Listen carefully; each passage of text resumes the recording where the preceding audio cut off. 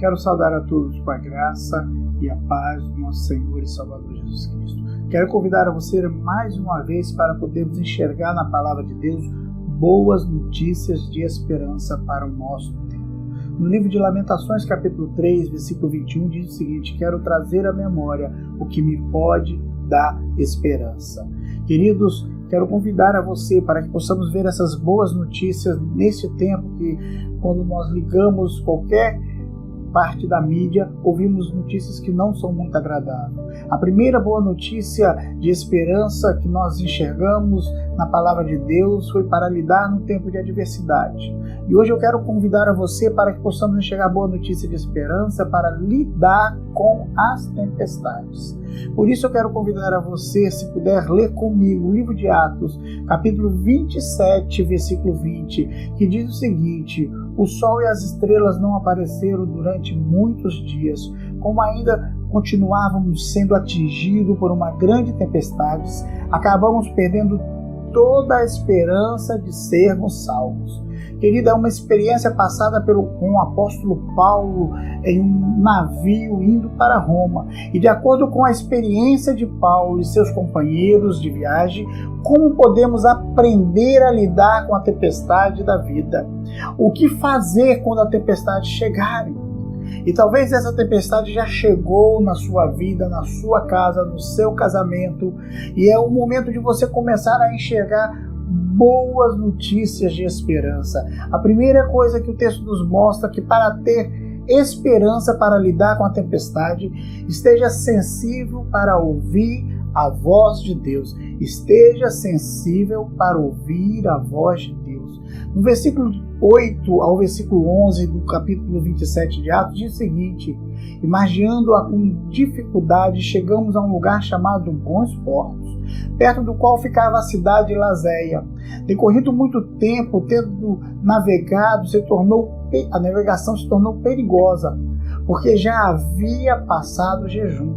Paulo os advertiu dizendo: senhores, vejo que a viagem trará avarias e muita perda, não só para a carga para o navio, mas também para a vida de todos nós. Mas o centurião dava mais crédito ao piloto e ao dono do navio do que ao que o Paulo dizia. Queridos, Paulo era a voz de Deus naquele navio. Se eles tivessem ouvido a voz de Deus através de Paulo, teriam evitado perdas, dores, sofrimentos durante aquela viagem. O que acontece quando não estamos sensíveis para ouvir a voz de Deus no meio da tempestade? O que pode acontecer, o que aconteceu e o que acontece conosco até os dias de hoje? A primeira coisa, ficamos à deriva. No versículo 15 e 17 desse texto diz para nós: o navio foi arrastado pela tempestade sem poder resistir ao vento. Assim, cessamos as manobras e ficamos à deriva. Levantando-o, lançamos a mão de todos os meios para reforçar o navio com cordas.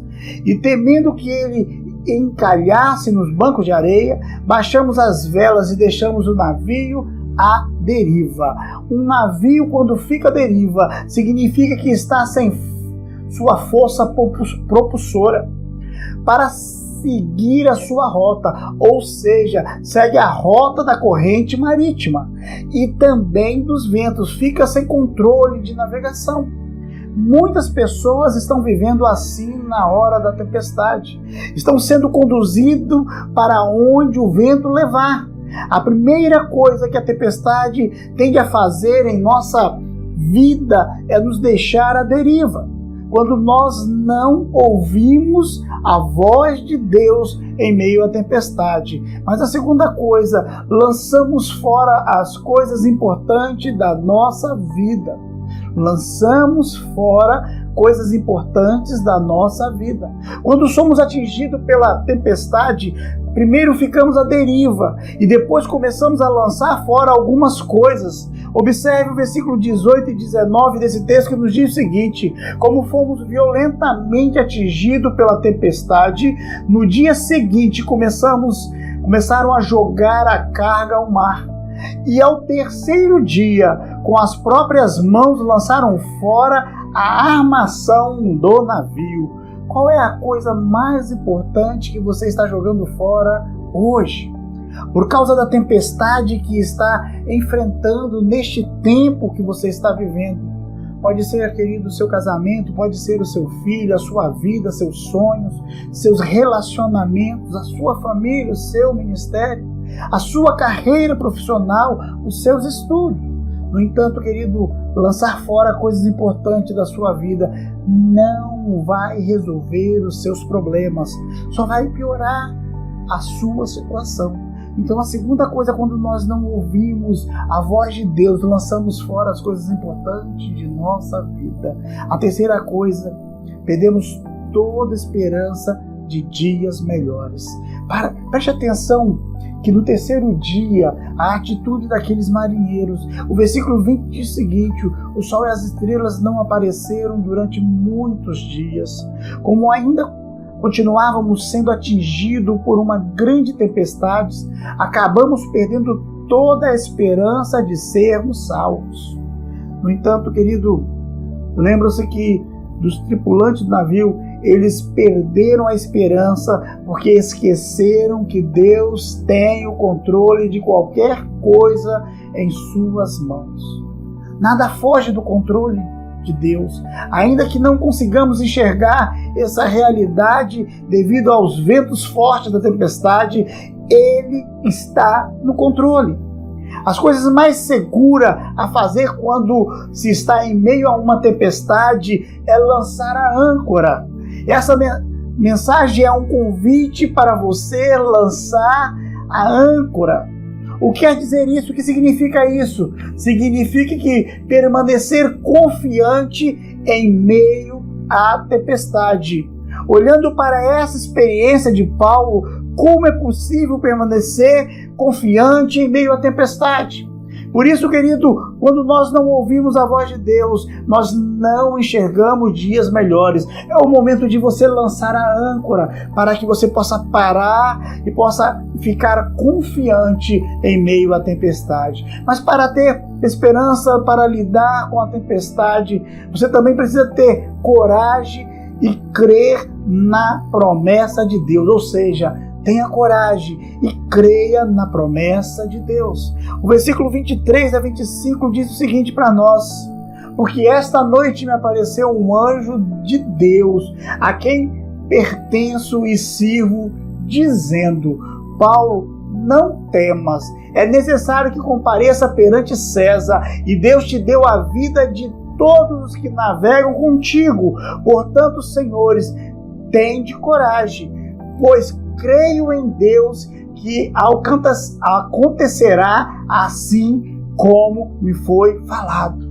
Querido, Jesus diz aos discípulos em João capítulo 14, versículo 1 o seguinte: não se turbe o vosso coração, credes em Deus, credes também em mim. Ainda em João capítulo 16, versículo 33, ele diz: e vos tenho dito essas coisas para que tenhais paz em mim. No mundo tereis tribulações, mas não vos desanime. Eu venci o mundo. Queridos, nem a fúria do mais poderoso inimigo, nem o mais violento mar podem prevalecer contra aqueles que é encorajado por Deus e que confiam nas suas promessas. Ele nunca falhou, ele nunca falha, ele nunca falhará. No livro de Salmo, capítulo 27, versículo 14, o salmista nos diz: espera pelo Senhor, anima-te e fortaleça o teu coração. Espera, pois, pelo Senhor. Eu quero convidar a você a entender uma coisa: descanse, permaneça confiante em Deus, creia que em Deus que lhe acontecerá de modo o que foi lhe dito. Da mesma forma que o apóstolo Paulo falou com os marinheiros. Ancore-se nas promessas de Deus e ore para que o dia amanheça. Por isso, querido, eu quero convidar a você a entender: tenha coragem e creia nas promessas de Deus. A terceira coisa, para ter esperança, para lidar com a tempestade, esteja certo de que Deus está cuidando de você. Esteja certo que Deus está cuidando de você. Nos versículos 33 a 36, o texto de Atos 27 nos diz o seguinte: enquanto amanhecia, Paulo pedia com insistência a todos que comessem alguma coisa, dizendo: hoje é o 14º dia que esperais e permaneceis em jejum, sem comer coisa alguma. Recomendo-vos, portanto, que comais alguma coisa, porque o vosso livramento depende disso, pois nenhum cabelo cairá da vossa cabeça. Dito isto, tomou o pão, deu graças a Deus na presença de todos e, partindo, começou a comer. E então todos se animaram e também comeram. Querido, você precisa ter essa certeza. Deus está cuidando de você. Durante as tempestades da vida, somos tentados a não acreditar que Deus está cuidando de nós. Sentimos-nos fracos, sentimos-nos angustiados, mas quando tudo parece ser o fim, Deus nos manda comer.